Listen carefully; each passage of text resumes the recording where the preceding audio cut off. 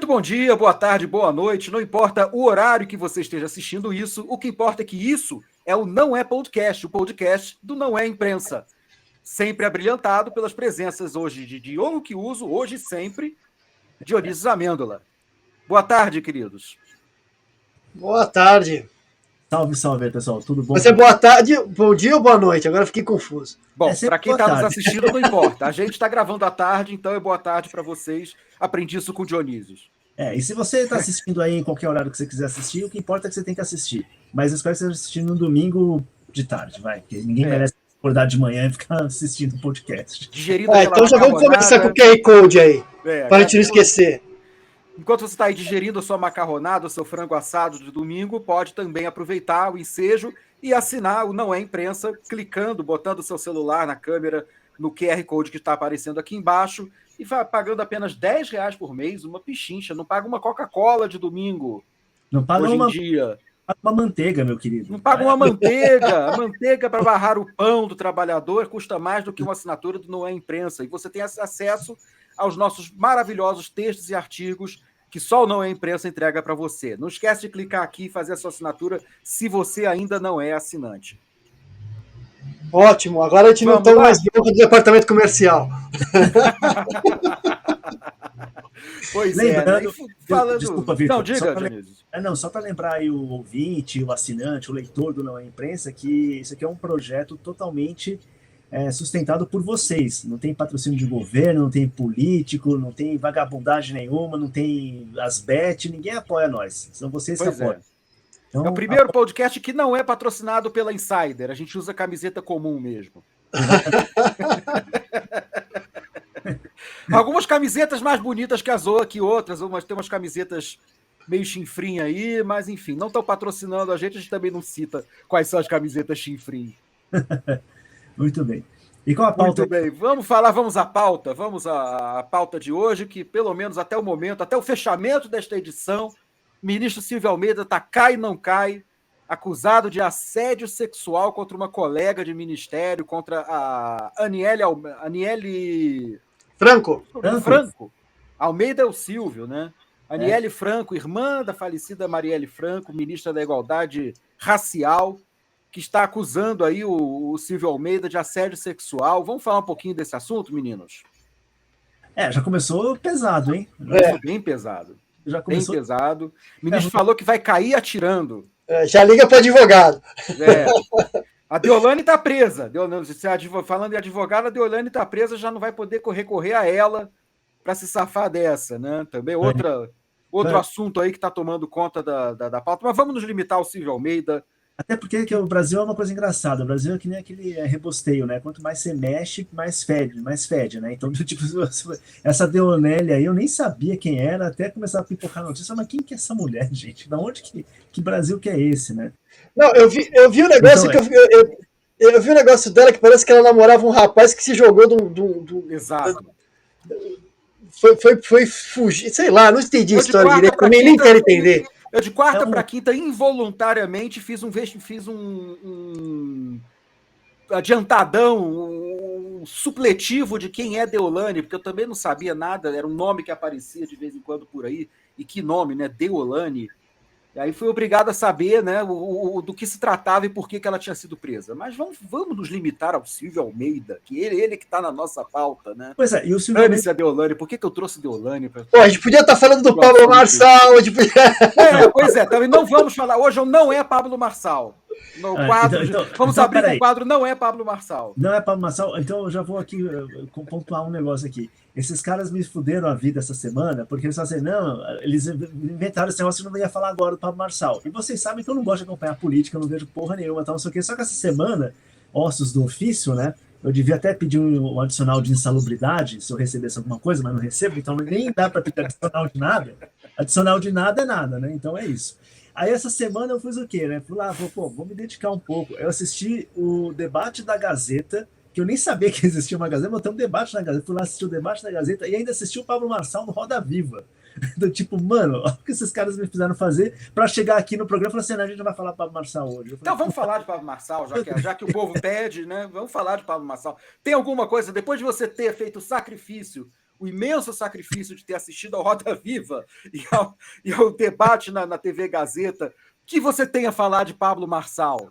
Rapaz, que é um negócio assim, eu sei que vocês estão cansados, vocês estão de saco cheio, eu não queria falar mesmo, mas é interessante que, assim, primeiro, né, no debate lá da Gazeta, foi um rol de baixaria, mas que, assim, já espalhou, todo mundo estava fazendo baixaria, menos a coitada da criancinha da Tabata Amaral, né, a menina Tabata, né, a mocinha toda, eu sou muito legal, eu sou muito tal, eu quero falar das propostas. Ela é muito jovem para ser prefeita, não dá para tipo. Mas os outros caras, todo mundo já estava meio que. O Nunes chamando o cara de picareta, o Datena saindo do pódio dele para querer dar uma moquetada no Marçal. Rolou uma coisa assim, meio todo mundo desceu pro nível do Marçal, né? Isso foi interessante. Em vez de todo mundo tentar subir o nível, não, todo mundo desceu pro nível dele. Então, isso foi do que eu consegui captar do debate, que foi um negócio muito engraçado, que realmente foi bizarro. Aí no Roda Viva. Até eu fiquei comentando aí, acho que com o Diogo e tal. Cara, o Roda Viva foi um negócio assim. Primeiro, né? Quem que na produção do Roda Viva me começa a chamar uma galera que parece de segundo ano de jornalismo, né? Que tinha um pessoal ali que você falava, cara, esse pessoal acabou de sair da faculdade de jornalismo e tá aí, né? Os caras muito mal preparados, assim, muito mirins, essa que é a verdade, para poder ter um embate, né? Porque não era ali, a ideia não era. Claramente não era ter uma entrevista com o cara ou questionar ele, era ter um embate com ele, tanto que rapidamente ele dominou todo o cenário ali e ele conseguiu estressar todos os jornalistas, dos mais novos aos mais experientes. Chegou uma hora assim que você fala que o cara estava puto com ele, assim. Mas enfim. Corrigiu uma jornalista, né, que falou cidadões e era cidadãos, ou cidadãos, cidadões. Falou cidadões, aí ele, não. Cidadões. A coisa de conversa é cidadão. E aí, acabou, né, cara? Tipo, você escuta aí, você vai embora, né? Teve um outro garoto lá, que tipo um gordinho, assim, que parecia uma versão de soja do Paulo Francis, assim, né? Eu falei, nossa, parece o Paulo Francis se o Paulo Francis fosse soja. E aí, muito engraçado, que ele, porque eu tenho a matéria aqui do banco, como que você tem um banco de R$47? Eu falo assim, mas você tá lendo só o lead? Ele falou, tô lendo o lead, li aqui a matéria e tal, mas aí o Marçal, mas você não se aprofundou? Não, eu li aqui e tal. Pois esse que é o problema, né? Então eu vou te ensinar aqui como que faz, garoto. Primeiro você pode assinar aí, cara, ele destruiu todo mundo ali. E mesmo os jornalistas mais experientes, como a nossa querida Malu Gaspar, ou então a Vera, não sei em que vou votar, Magalhães, elas ficaram putas com ele, assim, no nível que transparecia, no modo como elas falavam com ele. E que você fala, cara, que falta de profissionalismo, assim, no nível mais tosco possível, né? E eu acho que ele foi, assim, ele foi o rei dos sofistas, né? Enrolando todo mundo ali, fazendo toda aquela maracutaia dele. Mas acho que no final até ele estava meio cansado, assim, que o último bloco, praticamente, ele estava meio nervoso já estava meio do tipo, foda-se vocês todos, eu tô aqui e tal. Mas, enfim, fez o show dele, né, cara? E aí, só para fechar, e aí, se vocês quiserem mudar de assunto, quiserem complementar, mas também saiu uma matéria essa semana, acho que na Folha, falando que o Pablo Marçal, a presença do Pablo Marçal nos debates, no Roda Viva, fez a audiência desses programas disparar. Aí você fala, bom, é isso, né? O cara, você pode até não votar nele, mas você quer saber o que ele vai aprontar para cima do pessoal. Enfim, é isso. Diogo. Então, eu vi também alguns pedaços e cansei de Pablo Marçal. É sempre a mesma coisa e o que chama a atenção é exatamente isso que o Dionísio está falando. É a falta de preparo, né, dos jornalistas. Que eles têm que entrar na dança, ele é candidato, ele está bem na pesquisa, vai fazer o quê? Você vai lá e entrevista o cara, né? Só que o problema é entrar nessa questão de querer confrontá-lo, né?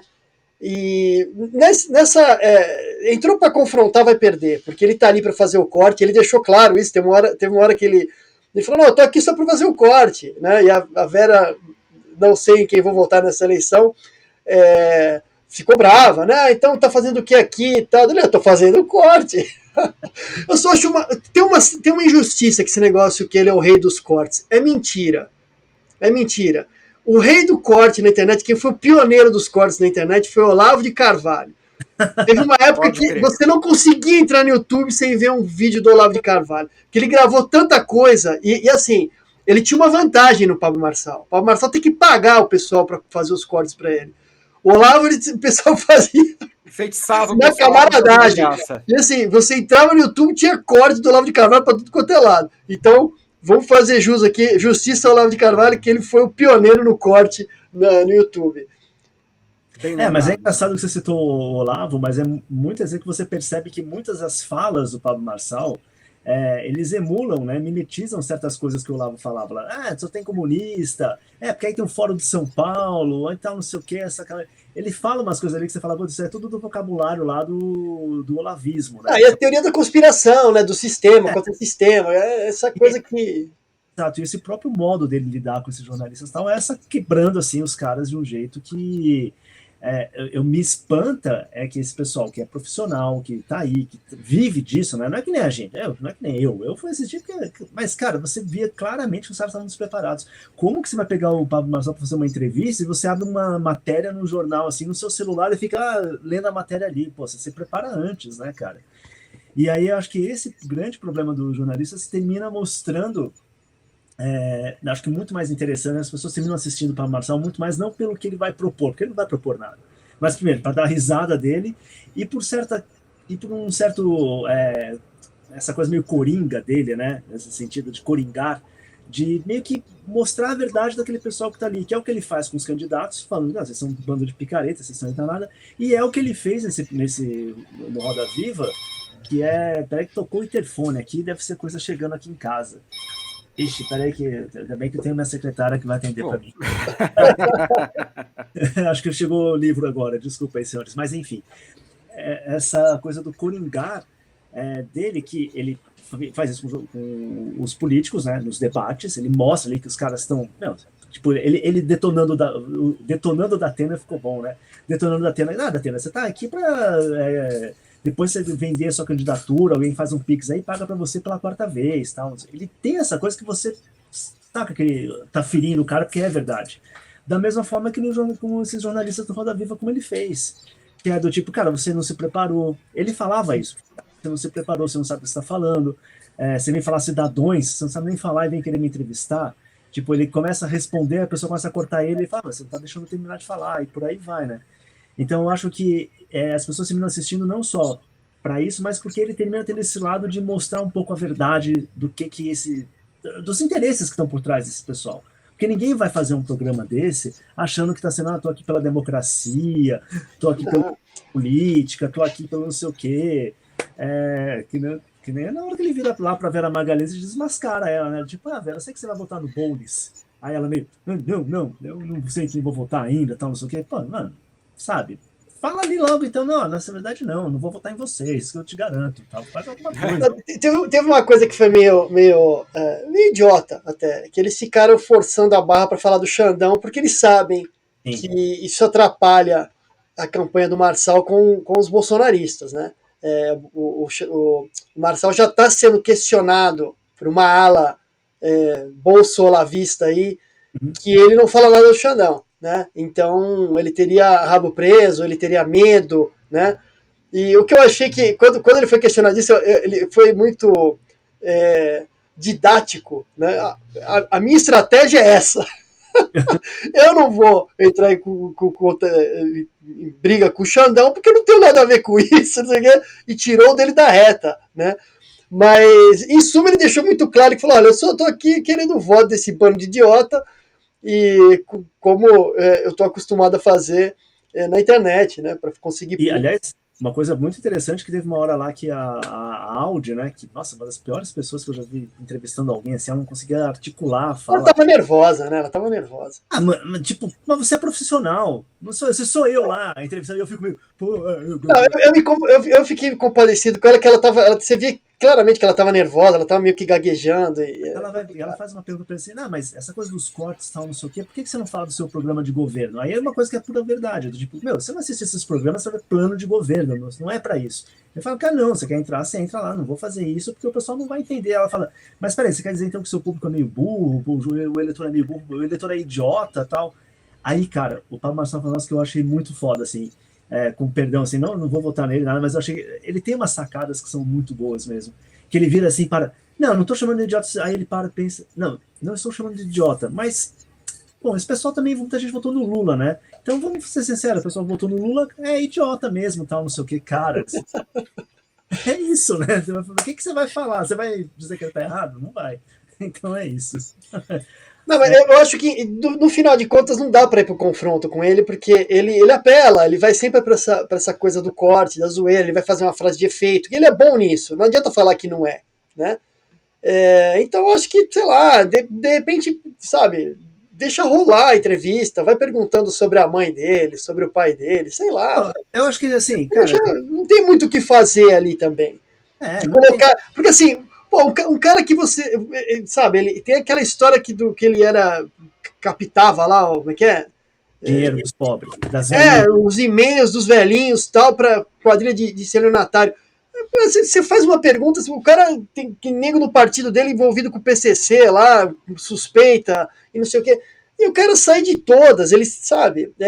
Eu achei muito engraçado ele falando: o que está acontecendo no meu partido, eu não posso fazer nada, porque eu não sou presidente, né?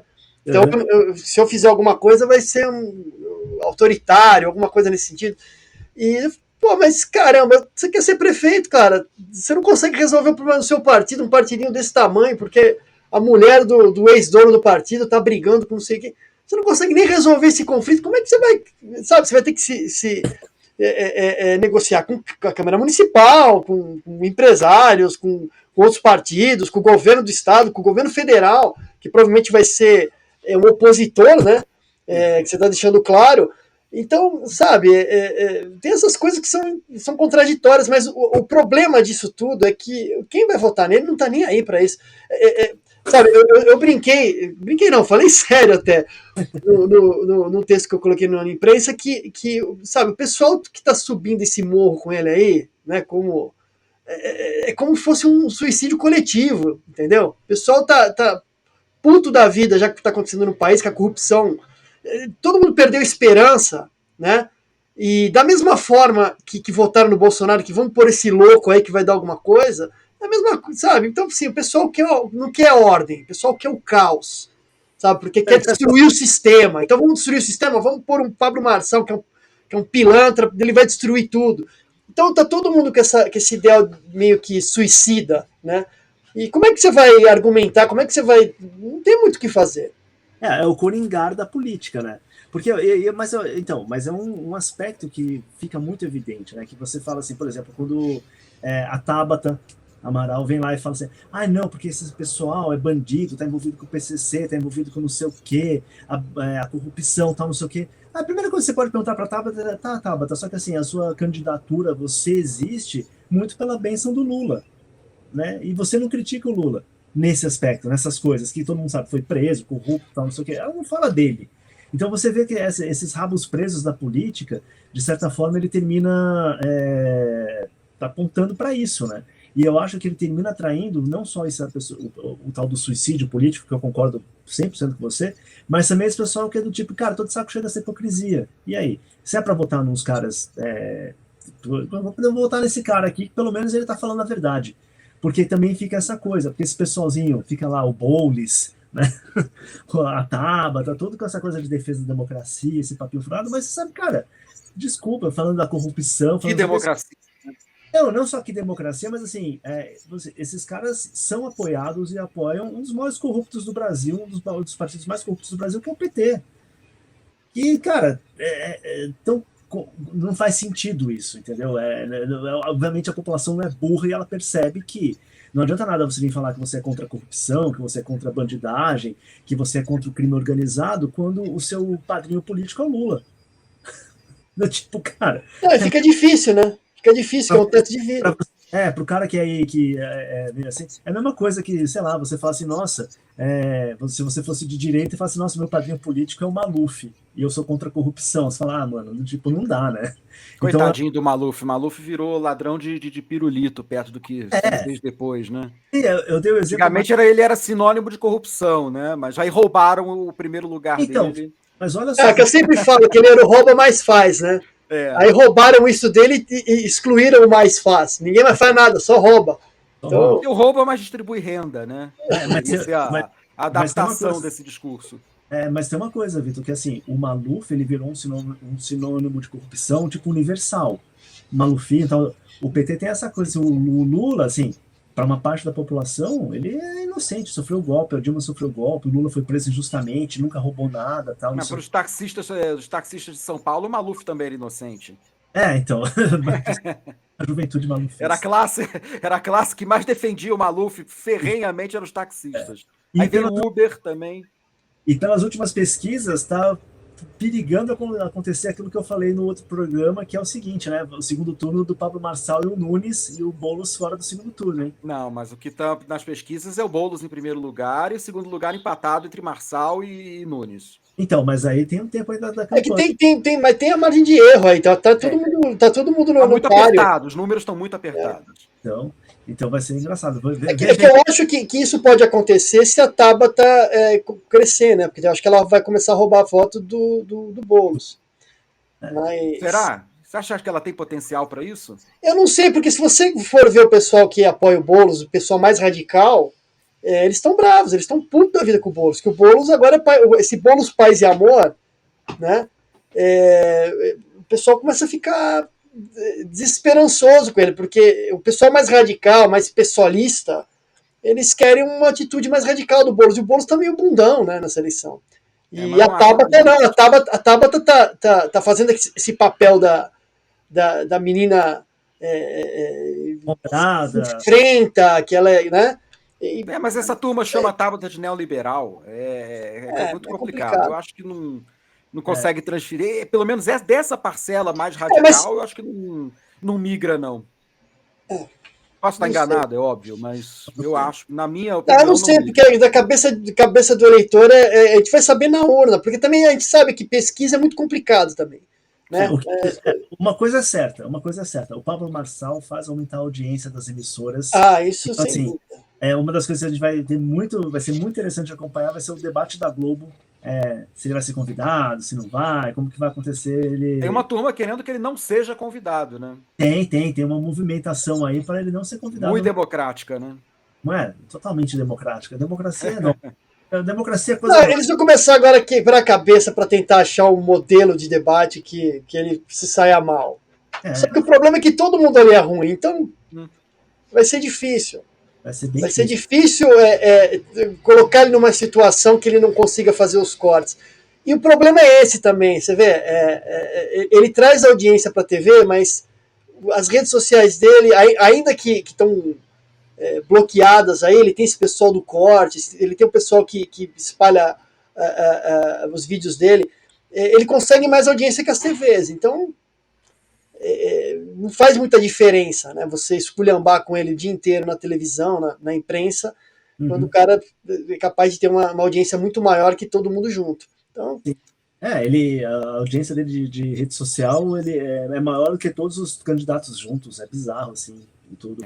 E na verdade, assim, né, o grande ponto aí é que para ele, como o NEM publicou muito bem hoje, inclusive, é que ele já ganhou, né? Ele não pode não ser prefeito, não ser nada, mas ele já aumentou o público dele, já aumentou o número de seguidores, já aumentou não sei o que, então pra ele tá tudo bem, né, cara? O cara já fez aí. Eu ainda bato nessa tese, eu acho que ele entrou para isso, não para ganhar a eleição, mas agora que ele tá no par, ele falou, bom, agora vamos que vamos, amigo. Vamos lá, eu também tinha essa impressão. Bom, e nós não íamos falar de Pablo Marçal, hein? Falamos aí uns belos 15 minutos a respeito de Pablo Exatamente. Marçal. Agora a gente pode voltar. Agora podemos voltar ao Silvio Almeida. Pode, deixa eu fazer a ponte pro Silvio Almeida, que é a mesma coisa que acontece com o Pablo Marçal, ao contrário, né? O pessoal bate no Pablo Marçal e defende o Lula, não é isso? Porque assim, teve aquela famosa, acho que foi Canatuza Neri, que não sei o que da corrupção, falou, se a gente vai falar de corrupção, a gente tem que falar do Lula. E aí todo mundo fica, né, constrangido. O Silvio Almeida acontece a mesma coisa. Hoje foi muito engraçado ver a imprensa sem saber o que fazer, né? Que é uma acusação muito séria, assédio sexual e tudo mais. Essa coisa da mulher e tudo mais, que eles defendem tanto, né? A questão da dignidade da mulher e tal. Isso tudo foi por terra hoje, porque todo mundo ficou constrangido de apontar o dedo para o Silvio Almeida. Né? Uhum. E assim, a questão é que a história começou meio que assédio sexual e parou por aí. E aí, no decorrer do dia, a coisa foi escalando e foi ficando cada vez pior, né? Aí teve a notícia agora, há pouco que eu estava vendo, que ele pôs a mão no meio das pernas dela, tá no Metrópolis, eu acho. Então, assim, a coisa. E aí começaram a aparecer. Já tem história de outras mulheres, já começaram a aparecer mais. Aí depois veio a história que, eu acho que foi ano passado, do ano passado para cá, 50 funcionários lá do Ministério foram embora porque ele e a secretária executiva grita com as pessoas, humilha as pessoas, e ninguém aguenta ficar 2 meses trabalhando lá. Então, a rotatividade é muito grande. E aí agora ele fala que vai cair atirando, quer dizer, ele tem o que para mostrar? Ele falou que tem vídeos e áudios. Então, assim, a história tá ficando cada vez melhor, né? Mas aí essa história de cair atirando é linguajar de escroque, linguajar de mafioso, né? Mas eu queria só relembrar uma coisa que aconteceu lá atrás, na época ainda do governo Dilma, não sei se vocês lembram, mas na época do governo Dilma teve um burburinho com a época com o cara que cuidava dos jardins ali, as faxineiras, tal, não sei o que falavam que a Dilma, tipo, humilhava os caras. Não, era a copeira do palácio, então, que ela jogava cabides na arrumadeira. É verdade. Lembra eu lembrei disso também. Então, eu lembrei disso, assim, nesse sentido de que, assim, existe aí um jeito do poder lidar com os seus subalternos, né, que tá lá na época da Dilma também, e ninguém falou disso, assim, né, na época, ficou ali e tal, não sei o quê, mas ela tacava cabide ainda xingava os caras que cuidavam do jardim, era uma coisa bem... Mas isso foi também uma das causas do impeachment também, que muita gente reclamava que ela deixava a gente esperando muito tempo, que ela gritava com as pessoas, gritava com o ministro, com sei lá, pessoal de banco privado, banco público, aliás, né? Se eu não me engano, teve um presidente, acho que do Banco do Brasil, da Caixa, alguma coisa, que reclamou dela, que ela gritava, ela meio que humilhou ele publicamente. Isso era constante naquela época. Quando começou a surgir essa coisa do Silvio Almeida, eu falei, tá aí, né? O poder é isso, cara. Você tá lá no poder e tal. Agora, eu acho que, para além da questão do assédio moral cometido dentro do Ministério né, dos direitos humanos, e quer que seja, tudo que já seria uma coisa bem chocante, e a questão, obviamente, do assédio sexual, e justamente uma figura tão notória e pública quanto a irmã da Marielle, né, que é a Aniele Franco, tudo, então fica uma situação ainda mais... Existe uma coisa que eu acho muito mais perniciosa do que isso, que é assim, como os caras têm, como a imprensa, como os influenciadores, como aqueles que estão aí pautando o debate, tentaram abafar o caso antes de estourar, né? Tipo, porque parece-me que já desde junho que já estava rolando esse negócio, não sei o quê, mas a própria, parece que a Aniele não quis levar adiante para proteger o governo do Lula e tal. Então começou a ter uma coisa assim, que é claramente de mafioso, né? Não é só essa questão do Silvio Almeida prometer sair atirando, mas assim, esse modo operante de tentar abafar o negócio para não prejudicar o governo e não prejudicar, sei lá, o Silvio Omertá. Totalmente, né? O nosso Diogo Mainardi falou sobre isso, né? Essa coisa. Vamos cobertar aqui, ficar nos panos quentes, ver se ninguém fala mais disso, só que não deu para segurar, porque acho que justamente porque a Aniele Franco, se não for, eu tenho certeza que se não fosse uma pessoa tão notória quanto a Aniele Franco, funcionária de segundo escalão qualquer, isso jamais viria à tona, né? Eu acho que esse que é um aspecto chocante aí do nosso do assediador do Planalto aí, o Silvio Almeida, né? Só para você ver, você falou de se passar pano aí, parece que a reunião... O problema com a Aniele, aliás, aconteceu em maio de 2023. A reunião que ele teria passado a mão nas pernas dela lá, enfim. Então, assim, já passou mais de um ano guardando essa história, né? A história só veio à tona agora, né? E é uma coisa assim, a gente tem que ser justo, né? O Lula não tem culpa do que o cara fez. Não. Mas ficar um ano jogando a história para baixo do tapete, aí ele se tornou cúmplice, no mínimo, né, dessa história. Mas isso chegou até ele também? Aí é preciso saber, né? Nesse caso, eu acho que realmente a gente pode... Pelo que estão se dizendo, parece que ela levou isso adiante e não fizeram nada porque ia dar problema para o governo, né? A imagem do governo e tal. Aí nos bastidores, pelo menos a história que estão contando, né?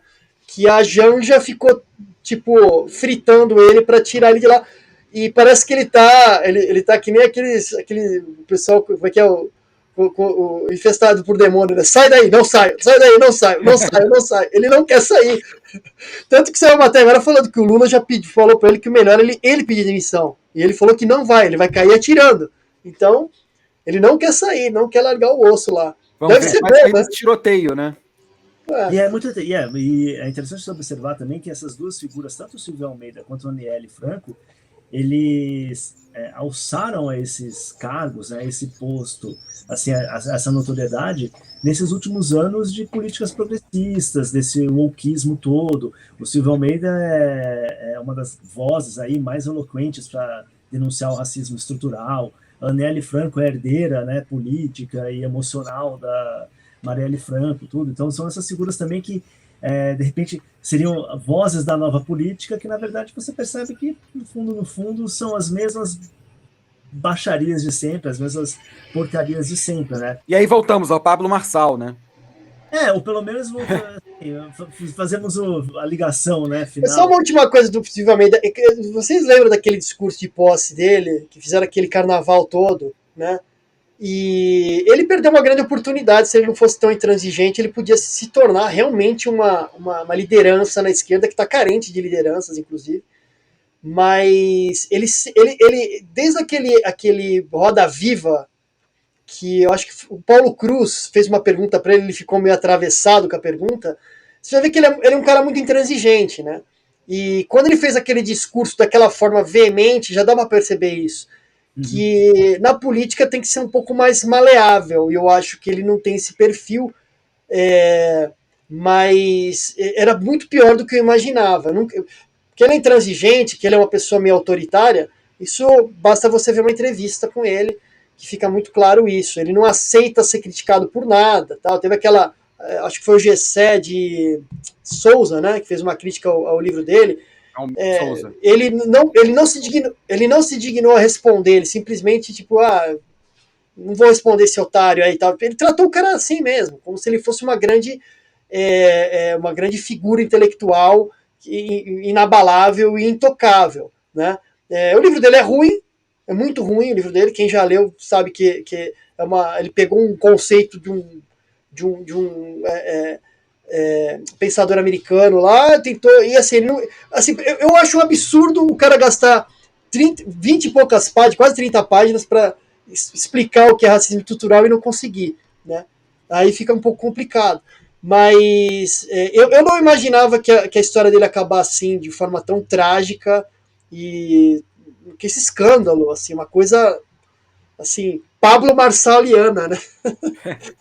O Bob Weinstein, assim, né? O Weinstein lá, aquela coisa meio hollywoodiana, assim, né? De assédio e não sei o quê, tudo que você sabe também nos corredores do Planalto não deve ser uma coisa muito incomum de acontecer no Planalto. Não, dizem que até tem um famoso juiz da STF que costuma assediar jornalistas. Mas... calma, não vai falar, pelo amor de Deus, eu não quero problema. Vamos com calma. Vamos com calma. Me contaram.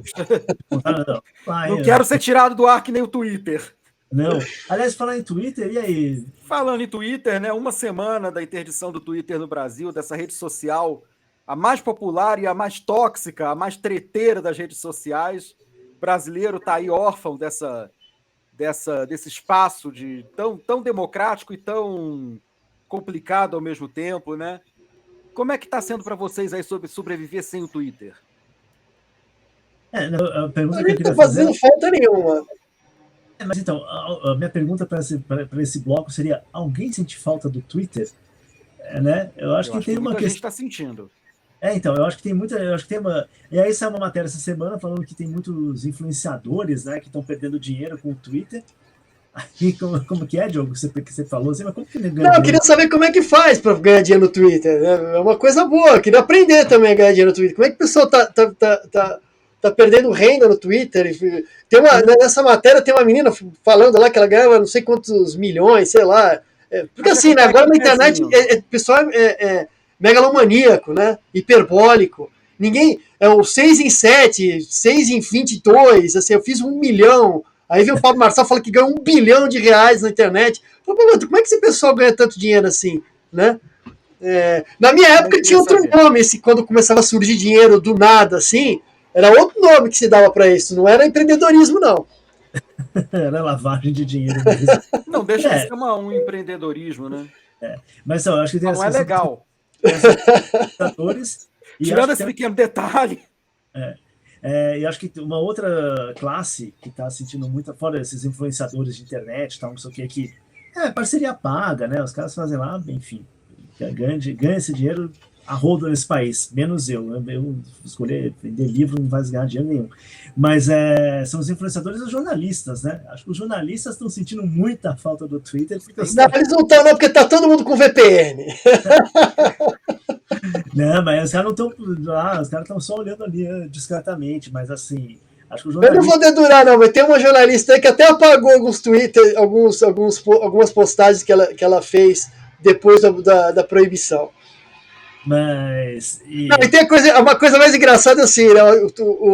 Os jornais estão dizendo assim, não, agora quem vai publicar é o pessoal de fora do país. Então... Nossos correspondentes internacionais. Nossos correspondentes internacionais e tudo mais. Internacional lá de Aí tem gente falando assim, não, eu estou aqui no Chile, eu estou aqui na Antártida. Então, mas quem está lendo? Vocês conseguem acessar o Twitter? Bom, eu não acesso faz eu um nem tempo. Tentei. Eu confesso primeiro que eu não quero correr o risco de pagar 50 mil reais pro Xandão. Eu tô com medo do Xandão, então deixa o Twitter lá parado. E segundo, que eu achei ótimo para mim, que foi menos uma rede social para eu me viciar. Então estou me sentindo um adicto em recuperação, assim. Eu já estou há uma semana limpo do Twitter. Porque Vitor, dá trabalho ficar postando coisa lá, né? Não é assim, do nada. Você tem que seguir lá, o que eu vou postar, e escrever, postar, colocar o link. E assim, é capaz de ficar o dia inteiro fazendo aquilo, né? O último dia eu comecei a xingar todo mundo. Eu até falei, tem que cair esse negócio agora, porque senão ferrou.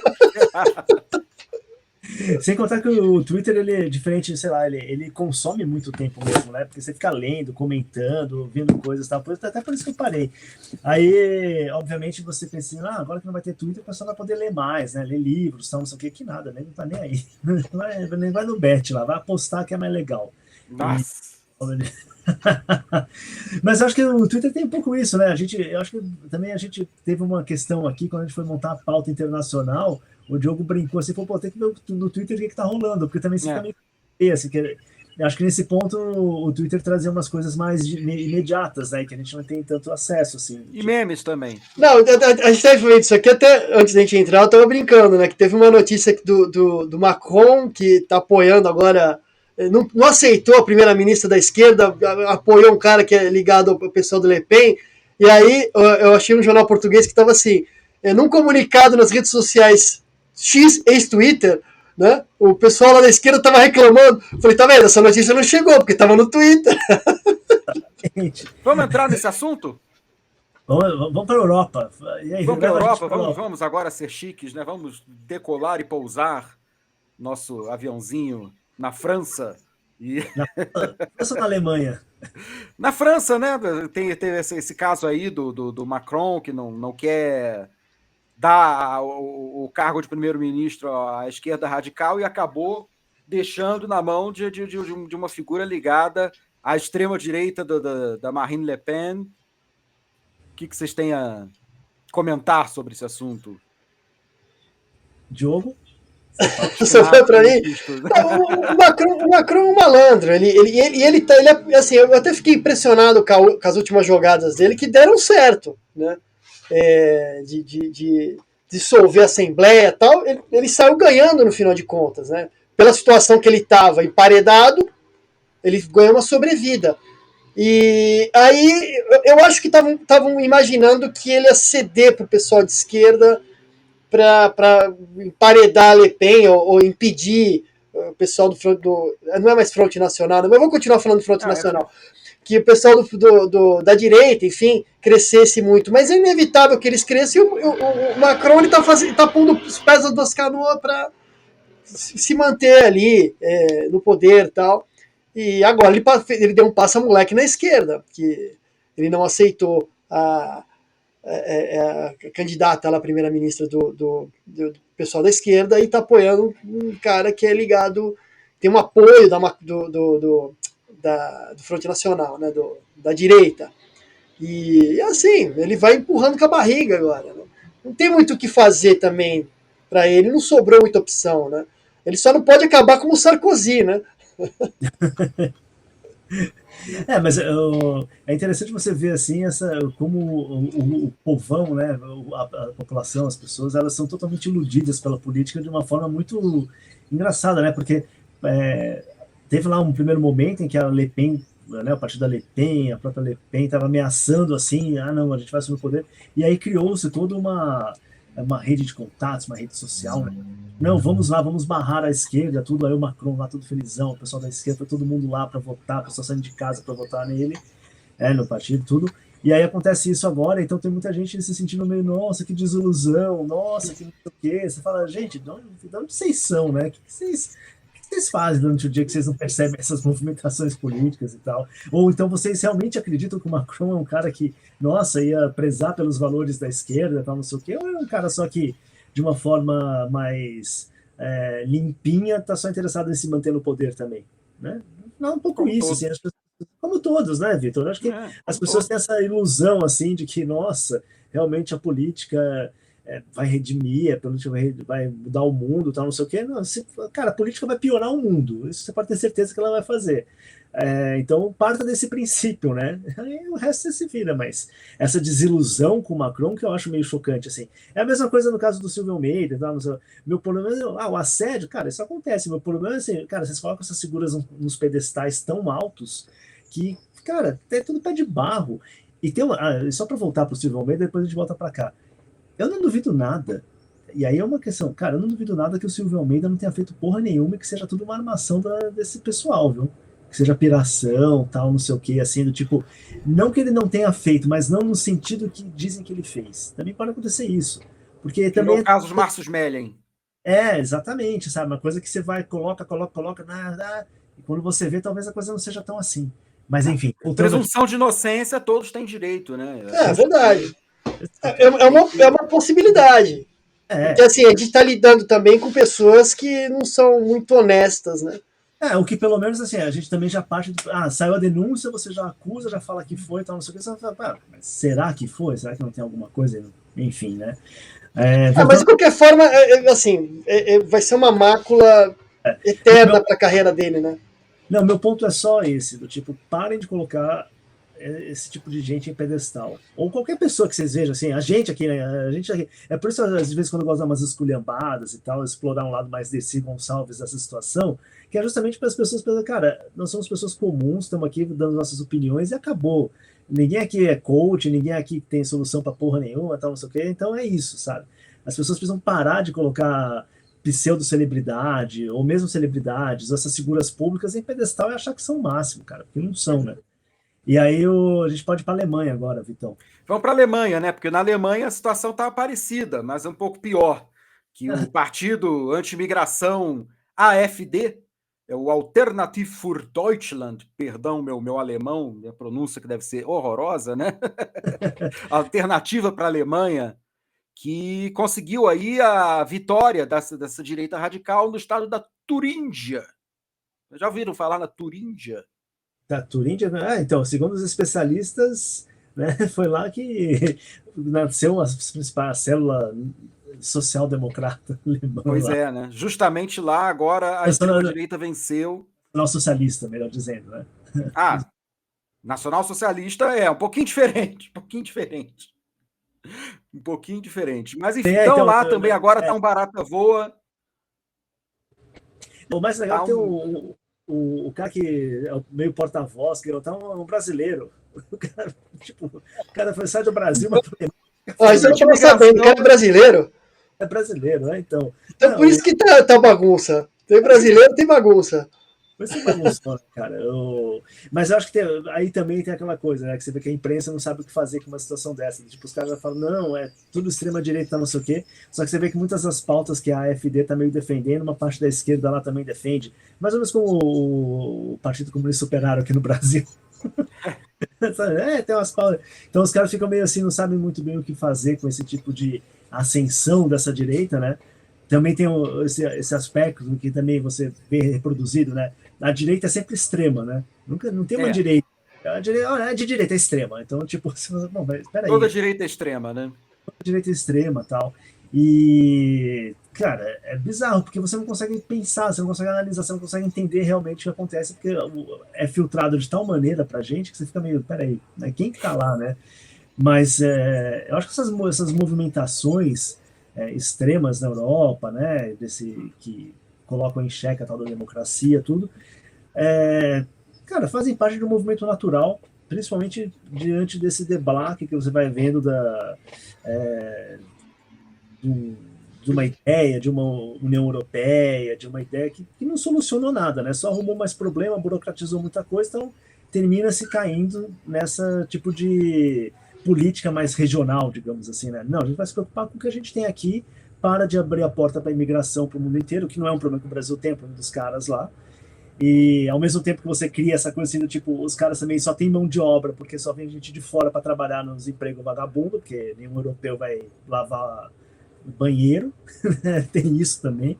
Então os caras dependem. Então é sempre umas situações muito peculiares de um país como a Alemanha, né? E aí acho que o interessante é justamente isso. Você tem um brasileiro lá, representante do partido de direita, falando que não quer ter mais imigração no país, tem que rever a política de imigração. Você fala, oi? Tipo, what the fuck? Que porra é essa, né? Muito bem. Não tem muito o que fazer também na Europa. A Europa vai ter que conviver com esse pessoal, porque e essa coisa que você fala que o pessoal não sabe lidar com isso, é que também tem esse negócio de vamos defender a democracia. O pessoal não é contra a democracia, o pessoal é contra esse sistema corrupto, carcomido, de injustiças, que acontece aqui no Brasil, mas deve acontecer lá também na Europa, de pessoas condenadas conseguirem se livrar, ou pelo menos criminosos conseguirem se livrar com gicanas judiciais, se livrar das penas e continuar roubando. É engraçado que assim, você vê o que aconteceu no Brasil. Todos os corruptos foram soltos e ganharam uma segunda chance, né? Uhum. Não para se redimirem, para pedir desculpa, mas para roubar a gente de novo. Né? Então, assim, o povo não aguenta mais isso. Aí, eles não são contra a democracia, eles são contra esse arremedo, esse regime esquisito que as pessoas ficam falando que é democracia. Né? Acontece a mesma coisa na Europa. Como é que vai resolver o problema da migração? Como é que vai resolver o problema de falta de grana mesmo, de crise econômica, sabe? Enquanto o pessoal da aristocracia, a nomenclatura, né, tá lá se esbanjando com o poder e gastando dinheiro a rodo. Então, essas coisas eu acho que, enquanto não achar uma solução para essas coisas, sabe, para a falência do estado de bem-estar social, principalmente na Europa, que é muito forte, é uma coisa que o europeu já não sabe viver sem, né? Não vai, e assim, é justo também, né? Você paga imposto para quê? Né? Para ter alguma coisa de volta. Então, agora, quando você começa a não ter nada em troca, e só ser esculhambado, lei nova, não sei o que, política identitária, enchendo o saco, o cara chega uma hora que ele fica de saco cheio e começa a votar no primeiro maluco que aparecer prometendo uma revolução. Né? Porque é fácil Voltamos também. ao Pablo Marçal. Porque é fácil, meio que natural, né? As pessoas, principalmente as mais pobres, mas também a classe média com muita força, ter bronca de governo, ter bronca dos políticos, né? Porque isso é uma coisa meio normal. O problema é quando acontece como o PT, né? O PT cresceu nesse ambiente rústico, né? De ser contra o sistema, e quando virou sistema, fez o que fez. Mas. E aí tem essa coisa também que você falou de esquerda e direita praticamente tem o mesmo discurso. É um discurso antissistema, né? Os dois estão falam contra o sistema. Até o PT, que está no poder, já está no poder há tanto tempo, eles são antissistema. Então, qual que é o problema que a gente está enfrentando? O problema é o Estado, então? É o Estado que é o problema? Então é tudo muito confuso, mas eu acho que poderia se resolver se os políticos colocassem um pouco o pé no freio, que foi o que aconteceu depois do mensalão, né? Colocasse o pé no freio e parasse de roubar tanto. Rouba um pouquinho, né? Que a gente não vai conseguir fazer eles pararem de roubar, mas o problema é quando eles avançam o sinal e aí acaba perdendo o controle. Né? E aí também perde o controle da população, que já não tem uma paciência para essas coisas, não. Eu acho que, assim, obviamente, são situações muito diferentes do que acontece na Europa e o que acontece no Brasil, mas... Não, é igualzinho. Não, mas acho que tem um ponto que une as coisas, né? Que é do tipo, você tem uma grande parte da população dos países percebendo que as elites cada vez mais se tornam traidoras dessa população, traidoras elas, de cada uma à sua maneira, né? Por exemplo, o Macron, nesse movimento político que ele faz, ele está traindo certas visões que a população teria dele. Aqui no Brasil, você vê figuras como o Lula, como a Dilma, Bolsonaro, tal, não sei o que, você vê que é uma elite que só está interessada em se perpetuar no poder e roubar cada vez mais. E não que a corrupção no Brasil seja um problema, porque já é dito notório que o brasileiro não liga tanto para essa coisa da corrupção. O problema é que os caras não só roubam, como tipo, só pioram a situação do país. Tem esse lado também, né? Enfim, né? Acho que é um sistema, eu acho que esse sistema democrático liberal, o pessoal do Não Imprensa e tal tem uma visão meio muito cética, assim, acho que vai acabar, que tem que ter outra coisa e tal. Eu acho que ele passa por um momento de crise que tem muito a ver com com a hiperburocratização, no caso da Europa, a questão da União Europeia, todo aquele governo que suplanta as decisões nacionais, acho que é um problema. Países como Brasil, Argentina, Chile, tem essa questão de que assim, aqui a gente tem uma experiência de democracia muito pequena. Você não pode falar que o Brasil, que tem 40 anos de poder sair e votar, né, e ter a sua eleição, ter o seu presidente, é uma experiência democrática válida. O Brasil é um país que passou de um império para a Primeira República, Segunda República, aí várias vagas, aí ditadura, aí não sei o quê. Então não é uma experiência democrática para valer. A gente tem 40 anos de democracia, então você não pode pegar e falar assim, não, a democracia no Brasil não deu certo. A gente não está engatinhando nesse negócio. A gente tem que ainda exercer muito democracia para poder, um dia, falar assim, pô, não deu certo. Né? Porque o pessoal também tem uns tarados da esquerda que quer botar uma porra do Maduro no poder, aí tem uns tarados da direita que quer a volta da ditadura, enquanto a gente olha e fala assim, cara, deixa a gente errar mais um pouco, tudo bem, é uma merda, mas vamos errando aqui, uma hora começa a melhorar. Deixa a gente errar com liberdade. Exatamente. Tem a liberdade de errar. Tem a liberdade de errar. Aí você tem essas coisas assim, aí tem uns tarados, que nem um Xandão lá, que do tipo, não, eu que vou corrigir, eu que vou... Como se o cara fosse um déspota esclarecido, mas no final das contas só piora a coisa. Mas eu no caso aqui, deixa a gente errar mais um pouco, deixa ficar esse sistema aí e tal, não sei o quê. Só ajuda nós a pagar uns boletos aí e tal. Compra uns livrinhos, né? Compra uns livros, né? Já que não tem Twitter, vai ver se lê um livro, tudo. E vamos falar de Não é Futebol aí? Vamos de futebol? Vamos de Não é Futebol? O que você traz aí, você que está sempre aí fantasiado com seu uniforme? Não, eu sou sempre uniforme do tricolor paulista aqui, ó. Então, hoje é homenagem, tem o uniforme do Rogério Ceni, ó. Enfim, cara, hoje tem jogo da seleção, a gente está gravando na sexta-feira, hoje à noite vai ter jogo eliminatório da seleção. O Pedro estourou o joelho lá na seleção, mas eu queria trazer... Contra quem o jogo? Eu ouvi, mas esqueci. Contra o Equador. Equador, né? E aí, Vitor? Pô, foi foda essa do Pedro, né, velho? Pois é. O Flamengo tá todo quebrado, já tá ruim, o time já tá desarranjado, já tem o Gabigol querendo cair fora e sai quebrando todo mundo. O Pedro agora com essa lesão que vai até ano que vem.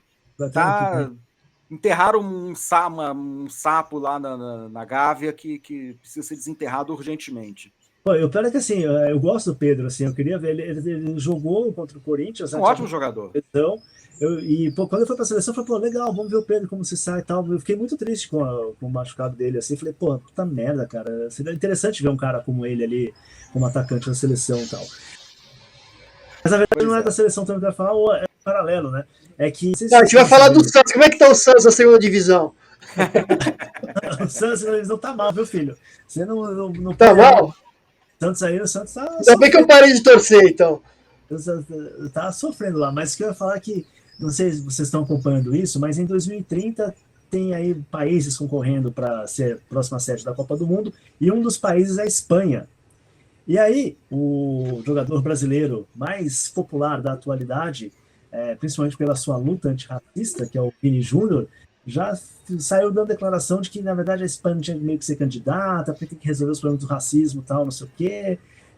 Deu essas declarações que agora ele é esse porta-voz, né? Mais do que jogar bola, ele é um porta-voz do antirracismo. Tem que fazer no país livre, assim, tipo a Arábia Saudita, eu acho que aí fica legal.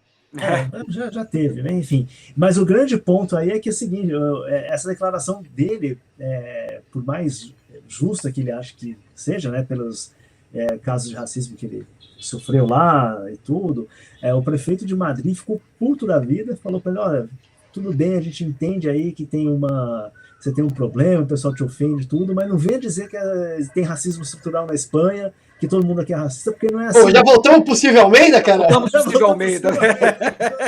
Então, você vê, são os temas, as pautas, né? Elas se complementam, elas politizam umas às outras.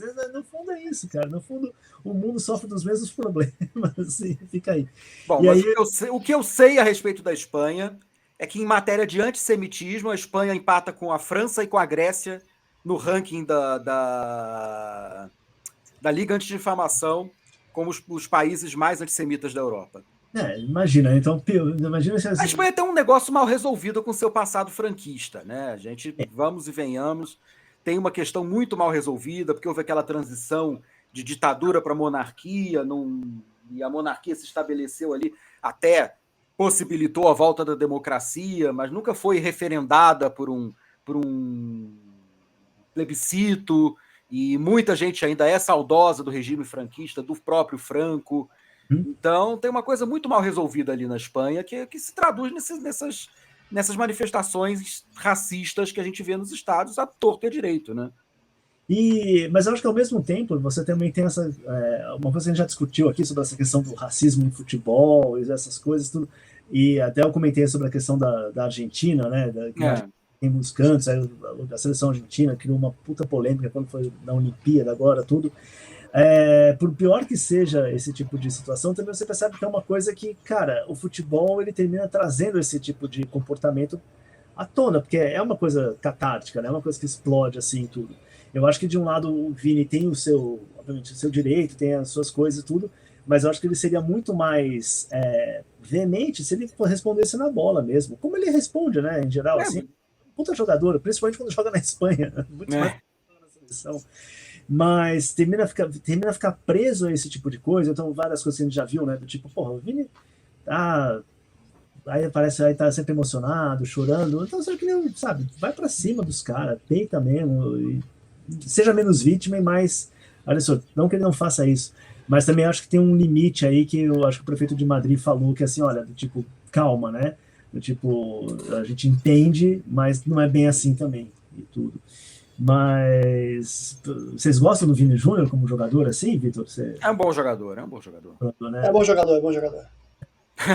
Ótimo jogador. Mas é isso. Ele vai ganhar a bola de ouro, não vai? Você vai ganhar a bola de ouro? Rapaz, eu acho meio complicado, né? Mas tem chance de ganhar, mas eu acho que essas posturas dele, acho que essa coisa assim, talvez mexa um pouco assim na hora do vamos ver. Porque a FIFA não gosta muito de polêmica, né? Sempre tem a politicagem também, né? Não, a FIFA é aquela coisa, vai lá, põe as faixas de antirracismo, faz não sei o que, mas não mexe muito não, deixa aí e tal. Enfim. É só pro forma, né? Só pra parecer bonito na foto. Num certo ponto, sim. Tanto que a gente já discutiu isso, tanto a gente já falou sobre a FIFA, sobre a organização dos Jogos Olímpicos, tal, não sei o quê. Os caras falam muito disso em determinados países do Ocidente, né, tal, não sei o quê. Mas na hora que vai fazer alguma coisa lá na China, fazer ali no Oriente Médio, tal, não sei o quê, os caras... Aí se adapta, né? Então você fica meio assim, né? Tipo, até que ponto vale isso, né? Mas enfim, eu espero que o Vini Júnior não arrume mais problema aí para ele lá na Espanha com esse negócio aí, porque, como eu falei, o prefeito de Madrid não gostou nada do que me falou, não. Enfim. Cada um com a sua Muito crise. Bem. E vamos nessa sexta-feira perdemos Sérgio Mendes, né? Perdemos o grande músico, o músico mais brasileiro, mais conhecido no exterior, acho que desde a Carmen Miranda, se a gente parar para pensar, ou do Tom Jobim, né? Dos que fizeram grande sucesso nos Estados Unidos e no mundo. Morreu nos Estados Unidos também, aos 83 anos. Uhum. Vocês curtiam o som do Sérgio Mendes? Não sei o Diogo, eu confesso que eu sou uma meio nulidade no Sérgio Mendes. Olha pra minha cara, filho. Não, eu conheço quase nada, muito pouco. Eu sou uma negação pra música também. Qualquer música? Você não ouve música? Não, eu ouço muito pouco música. Eu não sou um conhecedor. Eu já fui, na época de juventude, de rock, essas coisas. Sabia o nome de todo baterista da banda mais desconhecida que você pode imaginar. Quem é o Mas. Hã? baterista do Rush? Do Rush é fácil, né? Quem? O Neil Peart. Mas. É fácil, bota uma mais difícil, né? Dá uma de Não, chave. porque ele foi Isso é muito considerado. fácil, bota uma mais difícil. Não, mas esse é fácil porque todo mundo sabe, todo mundo considera ele o maior baterista de todos os tempos e tudo mais. Então, mesma coisa que você perguntar quem é o guitarrista do Van Halen, né? Quem é o baterista do Van Halen? Eu não sei. Não sabe. Não, mas Até quem odeia rock vai falar que sabe. Não, eu gosto muito de música, mas eu confesso que eu tenho uma certa ignorância, assim, em certo aspecto da música brasileira, assim. Tem coisas que eu escuto, assim, já ouvi mais, obviamente, rock nacional até gosto, mas esse lado mais da música da MPB, bossa nova, tal, não sei o quê, eu conheço alguma coisa, assim, mas sou meio ignorante mesmo, assim. É outra geração, né? Não é nem que é outra geração. Eu acho que eu fui formado musicalmente por outras coisas mesmo, assim. E no aspecto, se você quiser falar de geração, que é uma coisa muito engraçada, é que eu sou da época em que você era muito tribal, né, cara? Tipo, eu cresci ouvindo heavy metal e, sei lá, e umas coisas assim. Então eu ouvia heavy metal, assim. Eu não ficava, tipo, eu queria ser descolado, ficar ouvindo tudo quanto é musiquinha aí eu ouvia Metallica e depois eu ouvi pagode, saca? Eu nunca fui desse tipo de cara. Eu ouvia Metallica e de Metallica pra baixo, de rock, não sei o que. Não é... Ecletismo tem limite, né? Então eu era muito mais tribal, assim. Então sou meio que acostumado com isso.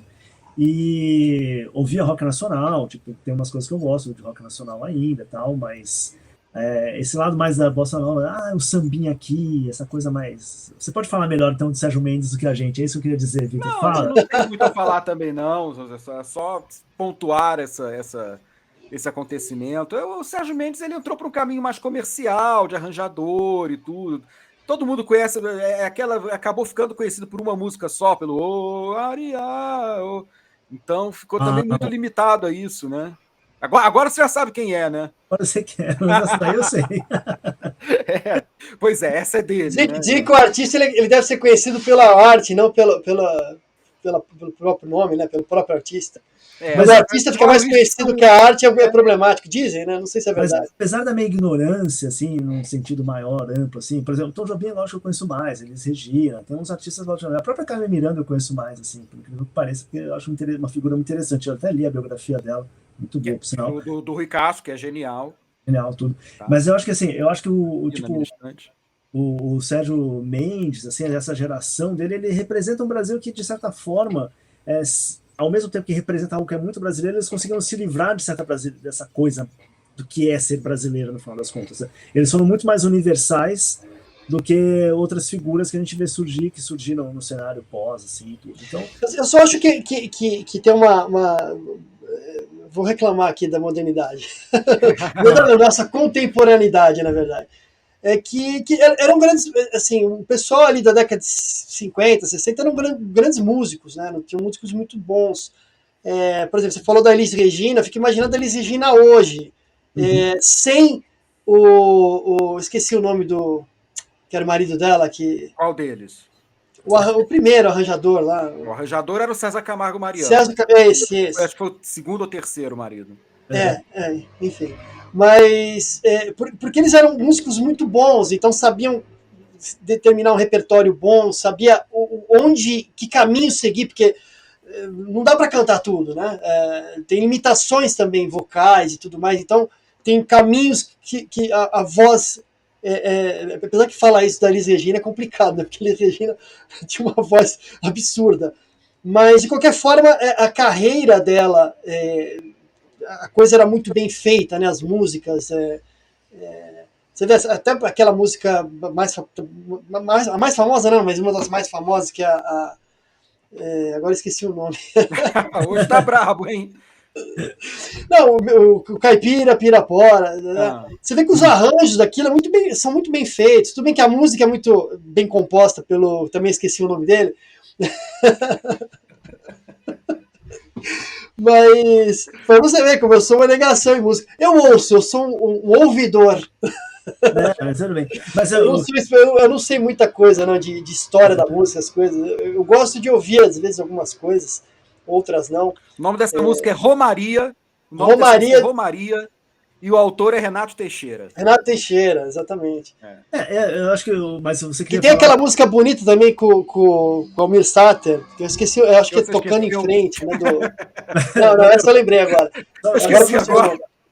Só para fechar seu argumento, mas você quer dizer que essa geração tinha uma capacidade de composição artística bem melhor do que a contemporânea, é isso? Não, porque acho que tem grandes músicos ainda no Brasil, mas é que os grandes músicos hoje, eu não sei como é que eles vivem, né? Uhum. Tem grandes músicos, até do rock ao jazz, tem músicos fabulosos no Brasil, mas é que o mercado hoje não tá para... Por exemplo, é possível hoje ter aquele beco da garrafa hoje no Brasil? Não tem. Não tem ambiente para isso. Para bossa nova e jazz, esquece, acaba, né? Jazz você então, só vai assim, a boa música, os bons músicos não tem espaço. É isso que eu tô falando. Aí tem o MC alguma coisa que caiu da sacada lá da Deolane, essas coisas que tem só. Agora foi meio cruel, né? Eu não devia ter falado isso. Voltamos para Deolane, que voltamos para Deolane, pois é. Muito bem. Então, antes que a gente se aprofunde nesse assunto de Deolane, vamos deixar isso para lá e vamos às indicações de livros? Livros. Eu vou indicar o primeiro livro aqui que eu vou indicar para vocês. O Vitor vai gostar demais. Esse aqui, ó. Emmanuel Carrère, V13, O Julgamento dos Atentados de Paris, que é um livro-reportagem do Emmanuel Carrère, que um grande especialista nesse tipo de livro, né? E ele vai analisar justamente os atentados que ocorreram em 2015 em Paris, no Cablacã, na Boate, toda aquela situação, toda essa celeuma, e fantástico, acabou de sair por aqui, e se vocês me permitem, eu queria ler um trechinho aqui também, que eu acho sensacional, porque é um dos grandes livros também que explicam, assim como muito da obra, por exemplo, do Michel Houellebecq, explicam muito o que é a França hoje, o que é a Europa, né? O trecho é um pouquinho longo, se vocês me perdoarem, mas acho que vale a pena, sim. Há um vídeo divulgado pelo Estado Islâmico reivindicando a autoria dos atentados, que foi exibido. Editado, mas mesmo editado, a atrocidade é de tirar o fôlego. Filmado, montado, sonorizado como um blockbuster de Hollywood ou um videogame, ele mostra os 9 leões do califado, isto é, os futuros kamikazes de Paris, se exercitando em uma paisagem pedregosa, provavelmente da Síria durante o verão de 2015.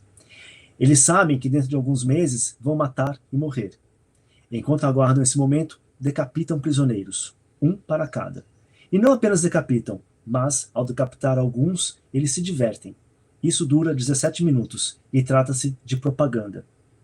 Talvez eu esteja enganado, mas me parece que uma propaganda assim é completamente inédita. Por mais assustador que seja aquilo que a propaganda encobre, ela costuma apresentar uma imagem de virtude. Desfiles, jovens sagazes rumando a um futuro radiante.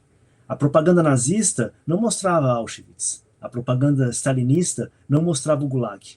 A propaganda dos Khmer Vermelhos não mostrava o centro de tortura S-21. Normalmente, a propaganda esconde o horror. Aqui ela o exibe. O Estado Islâmico não diz guerra é guerra, em nome do bem temos o triste dever de cometer gestos terríveis. Não, ele reivindica o sadismo. É pelo sadismo, pela exibição do sadismo, pela permissão para ser sádico, que ele busca a conversão. Aqui, ó. Emmanuel Carrère, V13, Os Atentados ao Julgamento de Paris. Esta é a primeira dica para vocês. A segunda dica para vocês vai ser o Tempestades de Aço, do Ernest Junger. O livro estava fora de catálogo, foi reeditado agora pela editora Carambaia. E o Junger é desses alemães que lutou na Primeira Guerra Mundial, mas o mais interessante é que o Tempestades de Aço não é propriamente um livro denúncia da Primeira Guerra Mundial, das atrocidades e tudo. É um livro quase que a majestade, a aura, o status sublime da guerra. Então, tem assim uma parte dessa literatura, né, que exalta os valores militares e bélicos, e de certa forma o Junger nesse livro faz isso. Um livro escrito ainda logo após a Primeira Guerra Mundial, mas muito influente, então muito interessante, e principalmente essa nova edição. E por fim, uma edição acabou de sair, Zygmunt Bauman, Minha Vida. Bauman, um dos grandes pensadores do século Fala aí, Diogo. Você Bonita falou? capa, né? Demonstra É de novo. interessante. Bem Bonita. Legal. Incrível mesmo. E o Bauman, um dos grandes teóricos aí do século XX sobre a modernidade, né? O Diogo gosta muito de falar, criou o conceito da modernidade líquida e da vida para consumo, né? De como nós nos transformamos assim de cidadãos a consumidores e achamos que está tudo bem, você é consumidor o tempo inteiro, tudo. Ele como a namorada falou agora há pouco, ele é tipo o pai do Byung-Chul Han, assim, né? Que o Byung-Chul Han hoje está muito na moda, eu gosto muito dele, mas muito é interessante que quando você pega os livros do Bauman, escritos na década de 90, começo de 2000, muito do que hoje em dia esses caras, como aquele cara do Hard, da geração ansiosa, o próprio Byung-Chul Han, o Mark Fisher, falam sobre essa questão do capitalismo tardio, de como nós nos rendemos às redes sociais, tudo. O Bauman já escrevia isso lá no final da década de 90, começo de 2000, assim, de uma forma muito presciente, muito clara e muito dinâmica. Então esse daqui, Minha Vida, não é exatamente, obviamente não é um livro teórico, é uma seleção de textos em que o Bauman fala sobre a vida dele, de refugiado na Polônia até soldado, passando pela sua experiência dentro da União Soviética, enfim, o exílio e seu modo de pensar. Então um livraço aí para indicação. Então, essas são as indicações de hoje para vocês. Eu espero que vocês comprem livros, seus benditos. Comprem livros. Adoro vocês. E assinem o Não é Imprensa. É isso. Vamos lá, cadê o Augusto de Barras aí? Mais Code. uma vez chamando vocês aí, alô, chamando todos os carros para clicar nesse QR Codezinho aí e fazer a sua assinatura do Não é Imprensa. Não perca mais tempo, mais do que você já perdeu, de excelentes artigos, de excelentes textos. Clique e assine Não é Imprensa por R$10 por mês, que é uma merrequinha que não vai fazer menor diferença no seu orçamento mensal, mas vai fazer uma tremenda diferença no seu orçamento intelectual. Exato. E só um último recado. Fez até o slogan, hein? Inventou o slogan na hora. Todos os direitos reservados. E um último recado aí. Em vez de fazer isso aqui, o M, o Marçal e tal, faz isso aqui, ó, para todos eles. Exato. É isso. Muito bem, é isso aí. Então vamos ficando por aqui com mais um Não É Podcast, o podcast do Não É Imprensa. Um abraço para vocês, Diogo, Dionísios. Beijo para quem é de beijo, abraço para quem é de abraço. Até domingo que vem. Abraço, tchau, tchau.